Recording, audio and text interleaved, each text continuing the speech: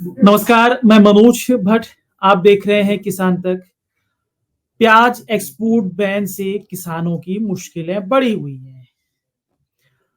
प्याज export ban के फैसले के बाद महाराष्ट्र, मध्य प्रदेश और राजस्थान के किसानों की चुनौतियां बढ़ी हुई हैं और तकरीबन जिस तरीके से चीजें निकल कर सामने आ रही हैं कि महाराष्ट्र में ही तकरीबन प्याज किसानों को एक्सपोर्ट बैन के फैसले के बाद से 2000 करोड़ से अधिक का नुकसान हुआ है। ये नुकसान कैसे है, इसका पूरा गणित आज आपको हम समझाने की कोशिश करते हैं। महाराष्ट्र देश का प्रमुख उत्पादक राज्य है। महाराष्ट्र में सबसे अधिक प्याज का उत्पादन होता है, तो इसी लिहाज से हम आपको बताएंगे कि प्याज एक्सपोर्ट बैन के बाद महाराष्ट्र के प्याज किसानों को कितना नुकसान हुआ है। केंद्र सरकार ने प्याज के बढ़ते दामों को देखते हुए 7 दिसंबर को प्याज एक्सपोर्ट पर बैन लगा दिया। तब से लेकर अब तक तकरीबन 44 से 45 दिन हो गए हैं और इन 45 दिनों में प्याज किसानों की मुश्किलें बढ़ी हुई हैं। प्याज के दाम जो है मार्केट में वो 14 से 15 रुपए प्रति किलो तक पहुंच गए हैं, जबकि जो प्याज एक्सपोर्ट से पहले प्याज के जो दाम थे वो 39 से 40 रुपए थे। ऐसे में अब जब एक्सपोर्ट बैन के बाद भी प्याज किसानों की मजबूरी है कि वो अपना प्याज बेचें, क्योंकि ये खरीफ सीजन का प्याज है और खरीफ सीजन के प्याज को लंबे समय तक स्टॉक नहीं किया जा सकता है। ऐसे में प्याज किसान प्याज एक्सपोर्ट बैन के फैसले के बाद भी मंडियों में प्याज बेचने को मजबूर हैं। इसमें अब इस जब प्याज किसान प्याज मंडी में बेच रहे हैं एक्सपोर्ट बैन के बाद भी, तो ऐसे में किसानों ने तकरीबन जो सामने निकल कर आया है कि 12 से 14 रुपए मंडी का भाव है, ये तो किसानों को नुकसान हो रहा है। पहले जब एक्सपोर्ट बैन से पहले प्याज का जो दाम था वो तकरीबन 40 रुपए प्रति किलो था। एक्सपोर्ट बैन के फैसले के बाद प्याज का दाम 12 से 14 रुपए हो गया है। ये चीजें निकल कर सामने आई है कि एक्सपोर्ट बैन के फैसले के बाद प्याज किसानों को औसतन 18 रुपए प्रति किलो का नुकसान हो रहा है।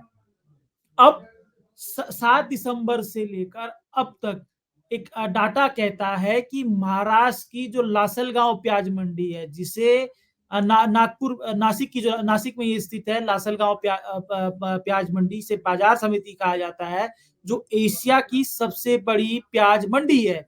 इसमें एक्सपोर्ट बैन से लेकर अभी तक 31,000 साढ़े 31,000 किसानों ने अपना प्याज बेचा है।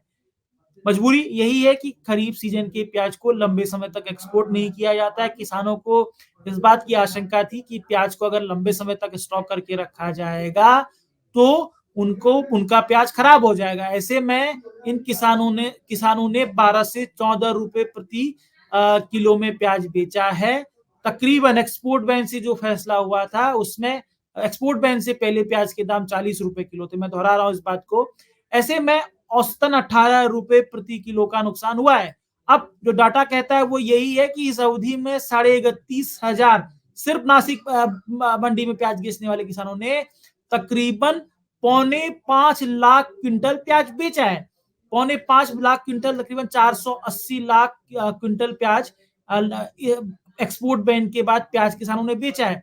अगर इसको हम कैलकुलेट करें 18 रुपए प्रति क्विंटल के हिसाब से, तो यह आंकड़ा निकल कर आता है कि तकरीबन 1500 करोड़ रुपए का नुकसान प्याज किसानों को लासलगांव प्याज मंडी में से ही हुआ है।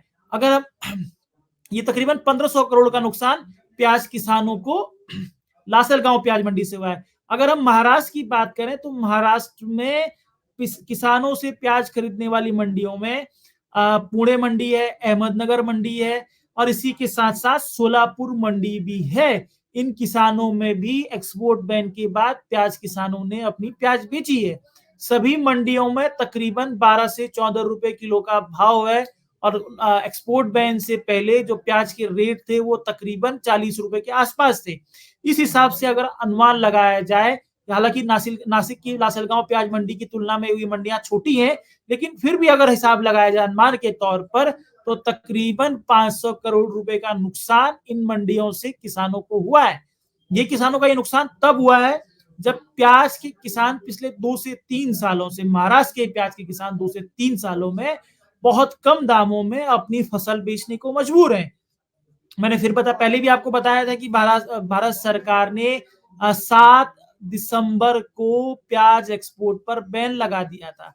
भारत सरकार ने प्याज की बढ़ती कीमतों को देखते हुए प्याज एक्सपोर्ट पर बैन लगाया है।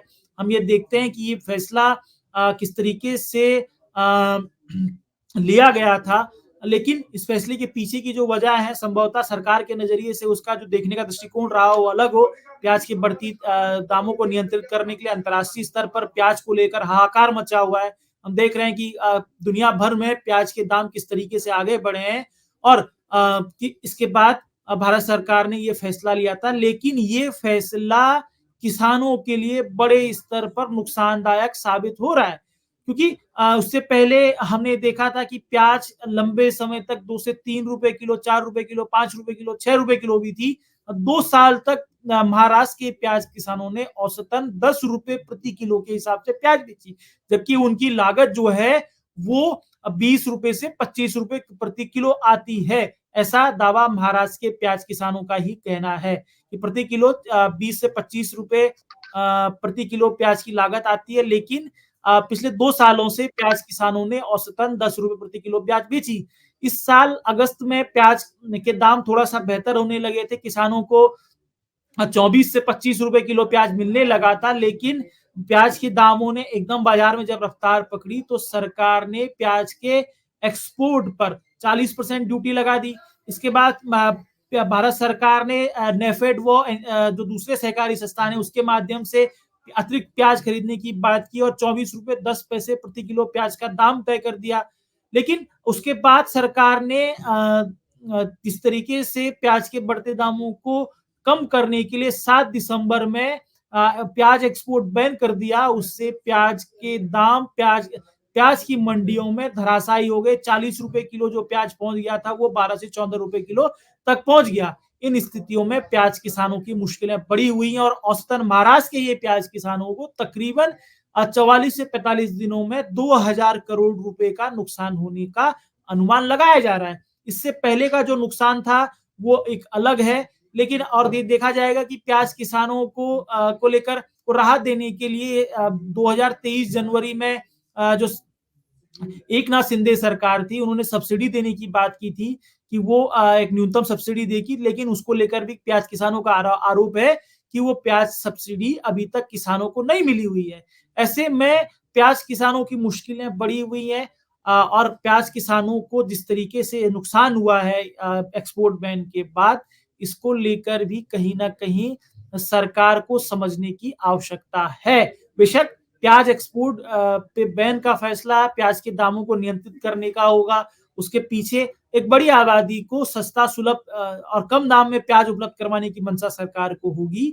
ये एक सरकार के तौर पर ये बेहद जरूरी है कि वो सब अपनी आम जनता को सस्ता प्याज उपलब्ध करवाए, उपभोक्ताओं को कम कीमत पर खाद्यान्न पदार्थ उपलब्ध करवाए। लेकिन सरकार को यहाँ पर संजीदा होने की आवश्यकता है, क्योंकि उपभोक्ता का एक दूसरा सिरा किसान की तरफ भी है और किसान भी उपभोक्ता है। ऐसे में किसानों को जिस तरह का नुकसान उठाना पड़ सकता है, उठाना पड़ रहा है प्याज के एक्सपोर्ट बैन के बाद उनके दाम जिस तरीके से कम हुए हैं, तो जाहिर तौर पर सरकार को उपभोक्ताओं के साथ साथ किसानों को लेकर भी सोचना होगा और मौजूदा वक्त में प्याज किसानों के लिए एक सेंट्रलाइज सब्सिडी का ऐलान करना की आवश्यकता दिखाई पड़ती है। या संभवतः सब्सिडी अगर ना भी प्याज सरकार किसानों के लिए हो, तो कहीं ना कहीं प्याज किसानों के लिए एक बोनस राशि की व्यवस्था होनी चाहिए, जो बोनस राशि किसानों को राज्य सरकारों की तरफ से दी जानी चाहिए। ये हमारी छोटी सी कोशिश थी। आपको हमारी ये कोशिश कैसी लगी? अगर आपको हमारी कोशिश अच्छी लगती है तो हमें शेयर कीजिए, सब्सक्राइब कीजिए। अगर ये वीडियो आपको पसंद आया है तो इसे लाइक जरूर करें। अगर चैनल अभी तक सब्सक्राइब नहीं किया है तो कर लें और नोटिफिकेशन पाने के लिए बेल आइकन भी दबा दें।